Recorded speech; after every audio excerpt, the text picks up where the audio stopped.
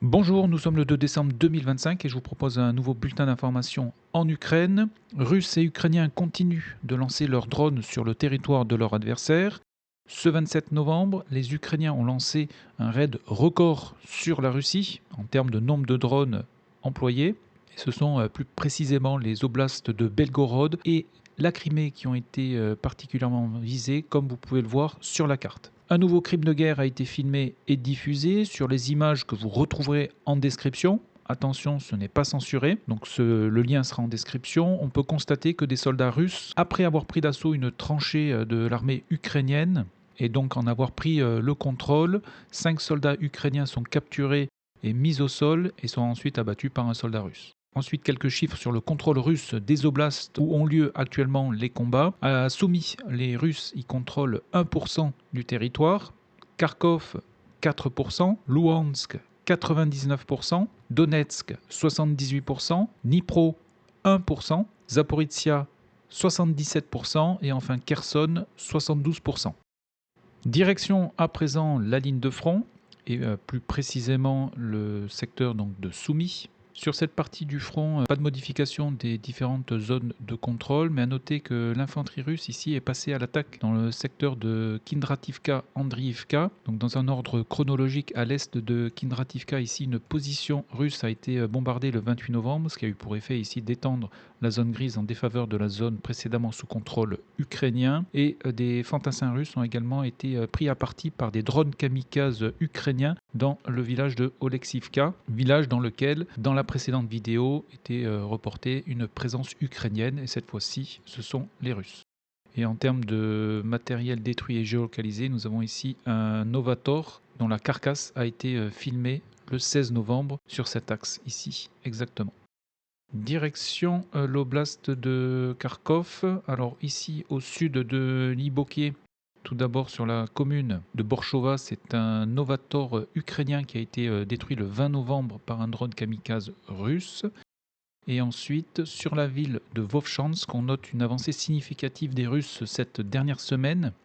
Dans la ville même de Vovchansk, mais également sur la partie ouest, où ils ont pris maintenant le contrôle du petit village de Sinelnikovie, et ce depuis le 25 novembre. Ici, plusieurs positions russes ont été bombardées cette dernière semaine. Sur la ville même de Vovchansk, dans la journée du 27 novembre, beaucoup de vidéos ont été publiées dans la partie sud de la ville. Des combats rapprochés qui ont été filmés, combats dans lesquels un soldat russe a été tué par des tirs d'armes légères. Ici, plusieurs positions russes ont été bombardées ou attaquées par des drones kamikazes ukrainiens. Et le 28, donc le lendemain de ces événements, ici, un soldat russe qui portait un drapeau a également été ici tué par des tirs d'armes légères, ce qui dénote une présence de fantassins ukrainiens dans cette partie de la ville. Et sur le nord de Vovchansk, ici, cette partie du terrain est passée sous le contrôle de l'armée russe. Par contre, je n'ai toujours pas de confirmation visuelle de qui contrôle l'usine de granulats actuellement. Donc si à votre niveau vous avez des informations géolocalisées, je suis preneur pour changer la carte. Donc les Russes ont annoncé avoir pris le contrôle total de la ville. À mon niveau, la dernière information qui a pu être géolocalisée et confirmée de Vovchansk a été donc ce soldat russe ici qui a été tué dans le sud de la ville de Vovchansk. Donc ce secteur, je le laisse pour l'instant dans la zone grise. Et à mon niveau, je le répète, je n'ai pas la science infuse, la ville de Vovchansk est maintenant en grande partie sous contrôle de l'armée russe. On se déplace maintenant sur le front de Louhansk, dans la partie nord et plus précisément dans le secteur de Dvorichansky. Ici, les Russes ont sécurisé les abords est et nord de ce village. On se déplace vers le sud, dans la ville de Kupiansk. Je n'ai pas noté de modification des zones de contrôle cette dernière semaine. Une vidéo ici a été publiée le 28 novembre où l'on peut observer 6 soldats ukrainiens transportant un blessé sur un brancard avant de sauter sur une mine qui a tué la plupart d'entre eux, mais 2 soldats ont pu en sortir indemnes. À l'est de Kupiansk, au sud de Sinkivka, les Russes ont lancé une attaque locale avec 3 blindés le 28 novembre, accompagnés de quads. Les 3 blindés engagés ont été détruits ici, donc il s'agissait de 2 BTR et de 1 MTLB. Mais cela a eu pour effet ici d'étendre la zone grise au nord de Petropavlivka. On se déplace vers le sud. Sur le village de Bohuslavka, il y a un VBL de l'armée ukrainienne qui a été détruit le 26 novembre par un drone kamikaze russe. 2 jours plus tard, le 28, l'infanterie russe, après avoir pris le contrôle de cette tranchée qui se trouve ici, a été attaquée par des drones kamikazes ukrainiens, donc le 28 novembre, donc ce qui dénote ici une attaque de l'infanterie russe au sud-ouest de Borivska, donc extension de la zone grise dans ce secteur. Et on se dirige maintenant sur le sud du front de Louhansk, avec un léger gain ici au profit des Russes, où plusieurs de leurs positions y ont été bombardées. Donc on est au nord du village de Serednie. Un petit peu plus au sud, ici, c'est un BMP russe qui a été abandonné et filmé ici le 1er décembre. On se déplace dans le secteur de Liman maintenant, au nord de Liman. Donc rappelez-vous, dans la précédente vidéo, on avait observé la présence fantassin russe dans le village de Stavki. Et cette fois-ci, ce sont les Ukrainiens qui ont été filmés dans ce village, ici en brandissant leur drapeau, hier dans la journée. Donc ce secteur reste disputé dans la zone grise. On se déplace, on arrive maintenant sur le front de Siversk, au nord-ouest de la ville, et plus précisément à l'ouest de Dronivka, dans la zone grise. Ce sont des positions ukrainiennes qui ont été bombardées au-delà de la rivière Donetsk, qui se trouve ici. Ce secteur était précédemment sous contrôle russe, et avec ces informations, extension de la zone grise en défaveur de la zone précédemment sous contrôle de l'armée russe. Sur Siversk, cette dernière semaine, je n'ai pas noté de modification de zone de contrôle. À noter que dans le village de Zvanivka, ce sont plusieurs positions ukrainiennes qui ont été bombardées et attaquées ici par des drones kamikazes le 26 novembre. Et précédemment, c'était des positions russes qui avaient été bombardées dans ce village, que je laisse actuellement dans la zone grise comme disputée. Et à l'ouest de Siversk, c'est un grade ukrainien qui a été détruit le 17 novembre par un drone kamikaze russe. On se déplace, on arrive dans le secteur de Chassifiar. Ici, nous avons un autre VBL ukrainien qui a été détruit par un drone kamikaze russe au sud du village de Privilia. Et nous arrivons maintenant sur le front de Kostantinivka.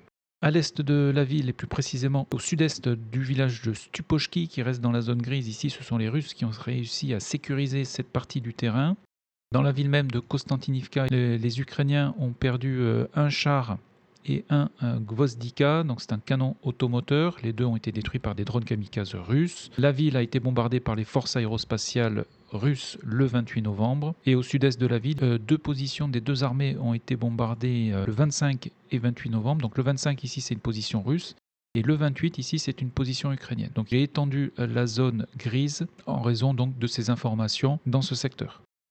Et sur la partie sud, je n'ai pas noté de modification. À noter ici qu'une position russe a été bombardée le 26 novembre dans le village de Nelipivka. Et pour terminer, un sénator de l'armée ukrainienne a été détruit par un drone kamikaze russe le 27 novembre.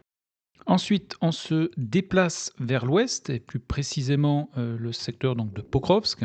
Donc je vais bien dézoomer pour bien vous montrer où on se situe. Nous avons la ville de Donetsk qui est ici, la ligne de front qui est plus au nord, Kostantinivka qui se trouve ici, Pokrovsk ici. Donc sur le secteur de Pokrovsk, donc cette dernière semaine, je n'ai pas trouvé d'informations géolocalisées dans le secteur de Chakovier, donc je n'ai pas apporté ici de modification. Par contre, dans le secteur de Pokrovsk, beaucoup d'informations et de géolocalisation de matériel détruit. Ici, nous avons un MTLB et un char russe qui ont été détruits. Ici, à l'est de la ville de Mirnorad, c'est un grad qui a été détruit par une charge explosive lancée depuis un drone. Ici, nous avons un char russe qui est en feu le 28 novembre. Sur la ville même de Pokrovsk, un BTR-82 a été détruit ici par un drone kamikaze le 27 novembre.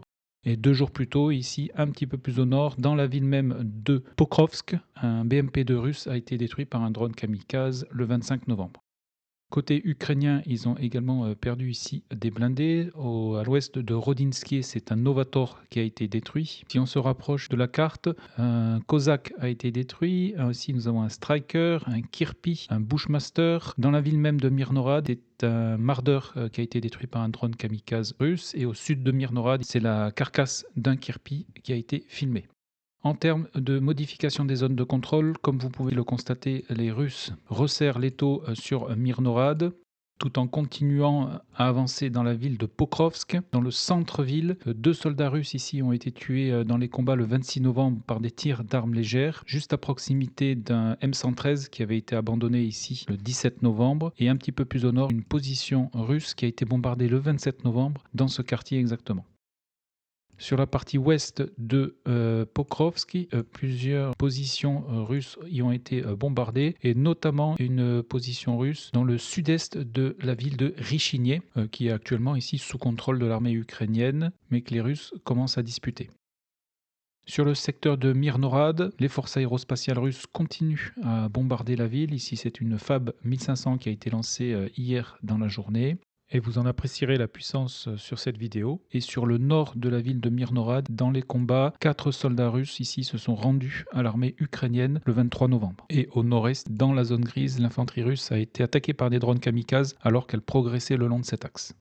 Donc avec toutes ces informations, les modifications ici y ont été apportées, avec donc les zones en violet qui représentent le terrain passé sous contrôle de l'armée russe cette dernière semaine. La ville de Pokrovsk est maintenant à 90% sous contrôle de l'armée russe. Alors pourquoi pas à 100%? Car il y a encore des vidéos géolocalisées qui attestent de la présence de soldats ukrainiens dans la ville. Comme par exemple à l'ouest de la ville le 27 novembre, où un soldat russe a là également été tué par des tirs d'armes légères. Donc il y a toujours des combats sporadiques, certes, dans la ville de Pokrovsk. Et ces vidéos qui ont été géolocalisées empêchent pour l'instant de dire que la ville de Pokrovsk est entièrement sous contrôle russe. Donc voilà pour ce secteur. À noter ici que dans la partie sud de Mirnorad, les Russes ont terminé de sécuriser le village de Lissivka. Et ils progressent actuellement donc vers le sud de la ville de Mirnorad, secteur ici où il reste encore des fortifications ukrainiennes. Nous arrivons maintenant sur le front de Dnipro, au nord de Filaya et plus précisément dans le village de Novo-Pavlivka. Une position russe y a été bombardée le 25 novembre. Ensuite, alors le secteur de Ivanivka, tout d'abord, dans un ordre chronologique, dans ce secteur, un char ukrainien ici a été détruit par un drone kamikaze russe le 27. Le lendemain, le 28, une position russe a été bombardée à l'ouest de la commune de Ivanivka. Et le 29, ici, les Ukrainiens ont annoncé avoir contre-attaqué dans le village de Ivanivka. Ils ont publié une vidéo dans laquelle on peut constater la présence de 17 soldats russes qui ont été faits prisonniers dans les combats. Mais aucune information géolocalisée de l'armée ukrainienne ne permet à l'heure actuelle d'affirmer que le village de Ivanivka est repassé à 100% sous leur contrôle. Donc dans ce doute, pour l'instant, je laisse Ivanivka dans la zone grise, par manque d'informations visuelles et géolocalisées. On continue sur cette ligne de front. Les villages de Tikié et de Orestopil ici restent dans la zone grise. Dans ce dernier ici, une position russe a été attaquée par des drones kamikazes dans une vidéo qui a été publiée ce matin même. Mais sinon, pas d'autres informations. Et l'avancée la plus significative de cette dernière semaine est à mettre au profit des Russes, et plus précisément sur donc, le sud du front de Dnipro et à l'est du front de Zaporizhia, et plus précisément sur la ville de Oulialpol, où l'armée russe est donc entrée dans la ville par l'est cette dernière semaine. Donc les combats ont actuellement lieu dans ce secteur. Et au préalable, ici, les forces aérospatiales russes ont été particulièrement actives, et notamment dans la journée du 26 novembre, où plusieurs FAB ont été largués sur la ville de Oulialpol, donc en préparation de l'attaque terrestre qui se produit actuellement. Le village de Zatishia est passé sous contrôle russe depuis le 29 novembre. Rappelez-vous, dans la dernière vidéo, ce village avait été attaqué par l'infanterie russe et ces derniers sont parvenus à le sécuriser. Tout comme le village de Vysokie. Sur le nord de Oulialpol, en direction Varvarivka, ici, deux positions russes ont été bombardées le 29 novembre. Et on note également ici que le village de Dorozhinianka, au sud de Oulialpol, est sous contrôle de l'armée russe également. Et nous allons terminer avec le front de Zaporizhia, où il n'y a eu aucune modification des zones de contrôle. Des géolocalisations ont été réalisées ici dans un ordre chronologique. C'est un T-72 russe qui a été endommagé et abandonné le 21 novembre au nord-est de Robotiné, et plus précisément au sud de Mala-Tokmachka. Le 22, ici, c'est un M577 de l'armée ukrainienne dont la carcasse a été filmée le 22 novembre. Et enfin, pour terminer, nous avons ici un canon automoteur de l'armée ukrainienne, et plus précisément un Bodana, qui a été détruit par un drone kamikaze russe au nord d'Orikiv. Donc voilà pour les informations essentielles le long de la ligne de front. Nous allons maintenant nous rendre à l'est, et plus précisément dans l'oblast de Rostov-sur-le-Don, plus précisément dans la ville de Taganrog. Ici, donc dans la ville, 2 avions Beriev ont été détruits par les Ukrainiens. Il s'agit d'un A-60, donc c'est un avion expérimental qui a été développé à partir d'un Ilyushin 76, ainsi que d'un A-100 qui est un avion de détection et de commandement aéroporté. D'ailleurs, son radar est capable de détecter des cibles aériennes à plus de 685 km, ainsi que des navires de guerre à environ 400 km. Ces deux avions ont donc été détruits le 25 novembre. Dans l'oblast de Krasnodar, une raffinerie a été touchée le 29 novembre, raffinerie qui se situe sur la commune de Neftekashka. Et enfin, 2 pétroliers russes ont été attaqués par des drones navals ukrainiens le 28 novembre. Selon les autorités turques, il s'agit du Kairos et du Virat, tous deux battant pavillon gambien. Les deux navires ont été touchés vendredi au large des côtes turques.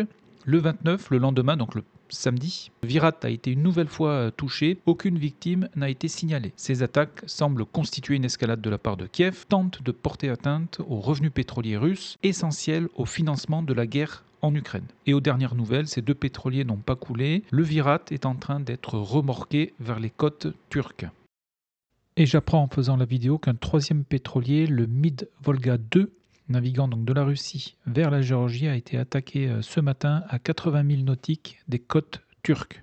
Voilà, et bien écoutez, je vous souhaite une excellente journée. Encore merci pour votre soutien et tous vos commentaires. Et je vous donne rendez-vous dans une prochaine vidéo.